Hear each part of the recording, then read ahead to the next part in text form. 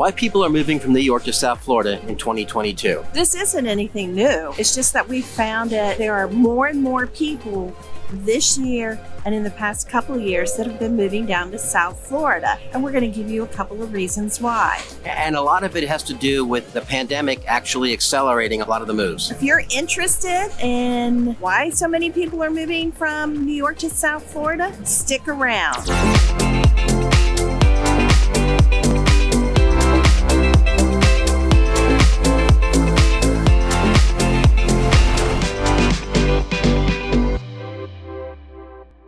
What's up, folks? I'm Kev. And I'm Suze. This is Living in Fort Lauderdale with Kev and Suze. Welcome back to our channel. We're glad to see you. Or if it's your first time, welcome to the channel. Yeah. We're local realtors, and as much as we love making our videos, And we do. and we really do, we really love even more helping folks make decisions about whether or not they should relocate and move to South Florida. And if so, where should they move to? If you've been asking yourself why folks have been coming from New York down to South Florida, especially in 2022, stick around. We're going to give you the reasons why. Now, Florida as a whole has been seeing about 1,000 residents from New York almost on a daily basis coming down here to South Florida. And some of the reasons why are the age-old reasons why folks have been coming south. It's the great weather, it's lower costs, and it's basically they're geared towards retirement. There are also a lot of other reasons that have just come into play recently that are really causing a lot of folks to come down here from New York specifically into South Florida. It's really intensified during the pandemic and actually a couple of the years before the pandemic. It's not just the good weather that's caused it to happen. What you're seeing is a lot of changes in some of the financials in and around New York are causing it, and also Florida and South Florida especially is really making a very aggressive bid to have folks come down here and relocate down here, not just for the high seasons and not just for the vacation homes, to actually become permanent residents. The real estate market is one of the reasons. The overall economy down here and the employment climate are other reasons why folks are going down here. So we're going to go ahead and give you some more details on that. And some of the housing costs and the rental costs compared to New York. Now, we do have to say, and I know it's not just the weather, but look around you. It's 80 degrees today. It's February 24th and it's 80 degrees. How can you go wrong? And it's sunny and we're sitting by the water. Really? And having to put on sunscreen in February really isn't a bad thing, is it? No, it's really not, Suze.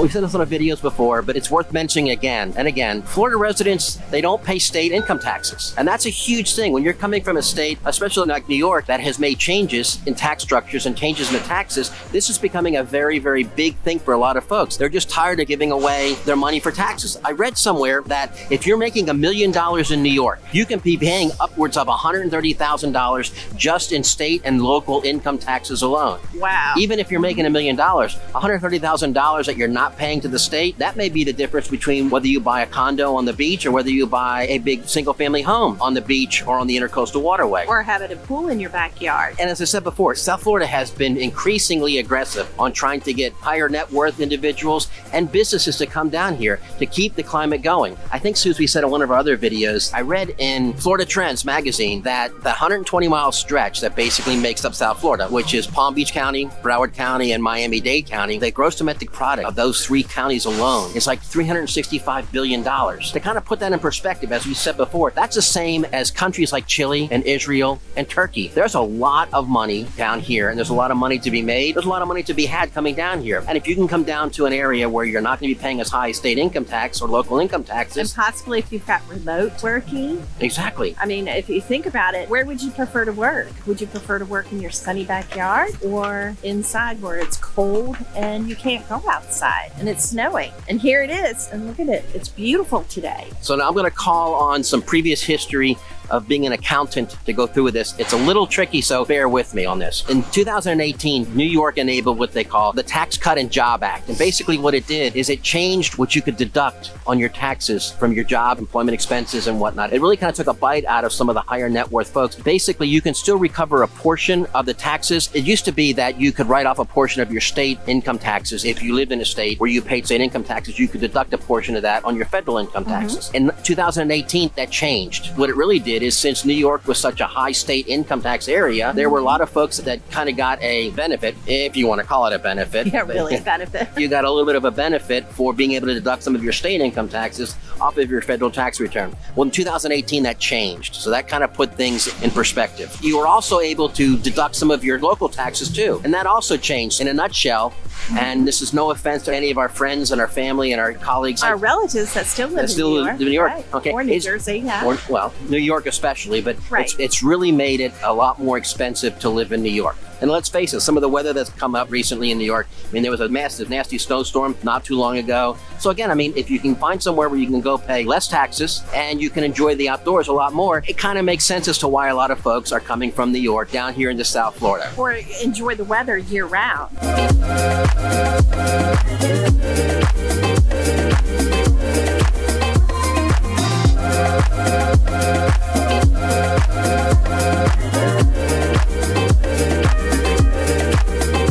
One of the other reasons that we noticed, and from our perspective, and also when we talk to folks, it's probably one of the most important reasons, is that it's no secret, New York and New York City especially, there's a lot going on. There's a reason why they call it the Big Apple, and there's a reason why they tell you that basically it's open 24 hours a day. There's something happening in New York all the time. And a lot of folks, they get so used to living that lifestyle, which is a terrific lifestyle. I mean, well, they do have a lot of cultural activities, but South Florida has as many as well. Exactly. So what you do is when you come down to South Florida, especially areas like Miami, like Little Havana in Miami, you go out towards the Art Deco areas of Miami, Fort Lauderdale, walking down Las Olas Avenue, Boca Raton, while they may not be quite as lively and robust as New York City is, because quite frankly, in all the places I've ever been in my life, and that includes foreign countries, I've yet to find a city that is actually like New York. I mean, it's like no other place in the world. I can say that coming from cities, and personally, I've been on 6 of the 7 continents, so I have little experience to draw from. But I mean, there's something for everybody down here, and for a lot of folks, that's an important thing. It's very, very difficult for the folks that we've talked to coming from New York City, especially if they're coming from like Manhattan, or they're coming from the Bronx or the Queens. Or Long Island. Long Island, exactly. We have some very good friends that just came from Long Island. I got a couple friends, yeah. But it's difficult for them to make a transition into areas, even in Central Florida, like Ocala and Orlando, where and nothing against Orlando,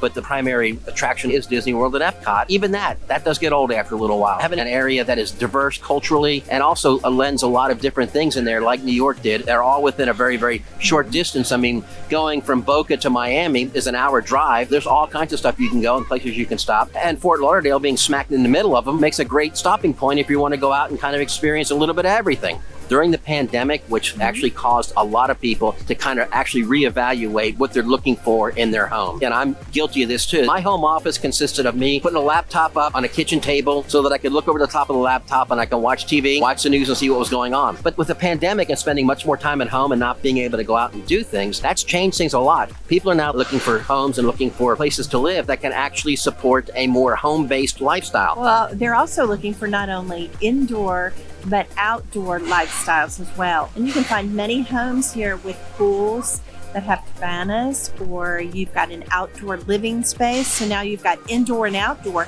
year round here in South Florida. Candidly, as everybody knows, for what you pay for a 1,000 square foot condo up in Manhattan, you can in many cases get yourself a nice 4 or 5 bedroom, single family home, even on the water down here in some of the areas around here. If oceanfront living isn't necessarily your cup of tea, we have some of the communities like Parkland and Coral Springs, which have large single family homes on large lots that are still very, very reasonably priced and give you a lot of land and a lot of home for your money. Oh, and it may be on a canal, or you may have a lakefront, which is extremely nice. And if you have a home that's on a lakefront and you're interested in fishing, that's available right at your back door. That's actually a very, very good point. But basically, even with all this craziness that's going on in the real estate market, Florida is still, for the most part, and South Florida to a certain extent, when you start getting into the higher, over $1 million homes, it's still some of the lowest cost per square foot of some of the luxury homes anywhere in the country. And in many cases, you can find yourself with a very, very nice home or a very, very nice condo on the ocean, where you can wake up every morning to get watching sunrise, drinking your favorite coffee, or you can have a very, very nice, enjoyable evening with the sunset, enjoying your adult beverage, or having a nice barbecue or something outside. Where many of the country clubs offer happy hour, and you've got activities and communities, not to mention that there's year-round activities for children. And not that this is necessarily a dig to all my friends and family that don't live in South Florida, but I will tell you, how many pictures and how many photos have I sent to you guys from us grilling by the pool on Christmas or on New Year's, or even on Valentine's Day, for those of you that live up in Chicago, live up in Montana, live up in New Jersey and Pennsylvania. I know you guys are freezing your buns off, and I'm flipping steaks in a tank top and a bathing suit, ready to go jump in the pool. Don't forget the fish and the shrimp and all of the fresh seafood that's available. I'm more for the seafood. Exactly. And I'm not saying anything, but you know what I'm saying? Yeah, you're a meat guy.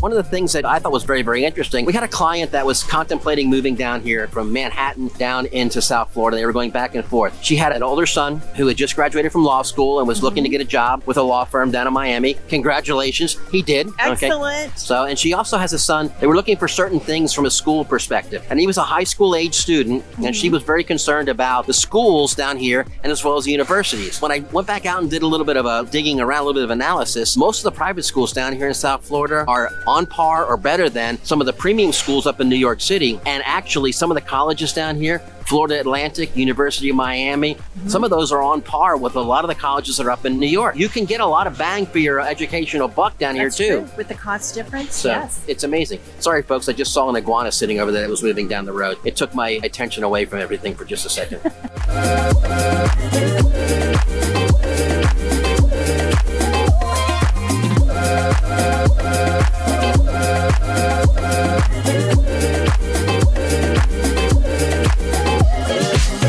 While some New Yorkers prefer to go a little further west out towards Vegas or Phoenix, and we have some friends actually that went out towards Phoenix. One of the people that I work with actually has a friend that just moved to Phoenix. And a lot of folks have found that between the time change, the time difference, and the distance itself, it makes it rather difficult to get back to visit friends and family here on the East Coast. That's one of the things everybody thinks about is proximity to family. On a personal note, we moved here from Northeast Georgia, and after our kids got older and they moved out, we actually had to pay sometimes to fly them back down to see us in Northeast Georgia. Now, not that it was a problem, but it kind of goes to illustrate a point I'm going to make. Now that we're down here and we live close to the beach, the kids come down all the time, and they're not even asking us to pay for them to fly down anymore. They're more than happy to come down. You know, hey mom, hey dad, can we just come down and kind of hang out with you guys this December? And I'm freezing my buns off up in Ohio. Even our relatives. We have relatives that live up in Montana that are looking forward to coming down and visiting us during their son's spring break. Because at last check today, it's what, 0 in Montana? Yeah, it's 0 in Montana, yeah. Sorry, Dennis, but I know you got to be freezing your buns off.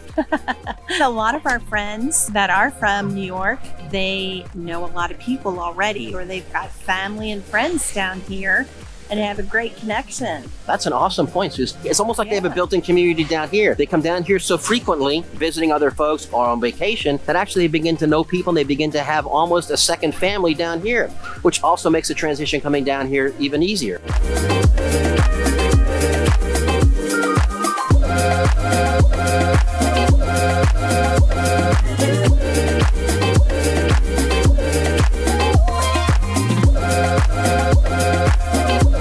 There's one thing that we did forget about the location of 3 of the different airports. Oh, it's true. Within roughly 100 miles of each other, going straight up the coast, you have Palm Beach International Airport in Palm Beach County, West Palm Beach, which is the most northern airport, international airport in South Florida. Then you have Fort Lauderdale Hollywood, right outside of Fort Lauderdale, and then you have Miami International. Now, the cool thing about that is that there is a tri-rail system that basically, for those of you from New York, is kind of like the subway. It actually goes all the way above ground, not underground. A tri-rail system that can actually take you from airport to airport. It's very reasonably priced. You jump on it at one airport and you get out to where you're going to go, and you can pick up an Uber, you can pick up a taxi, or you can have friends or family meet you at one of the tri-rail stations. We've actually used it, and it's great. It was very, very comfortable and very, very convenient. Oh, and the seating is very nice. Hopefully you found this interesting, you found it informative, and you found it entertaining. If you have, we'd appreciate if you would consider subscribing. After all, it is kind of the cool thing to do. And that way you get notified every time we drop a new video. Until next time. Hey, thanks. Thanks. And we'll see you later.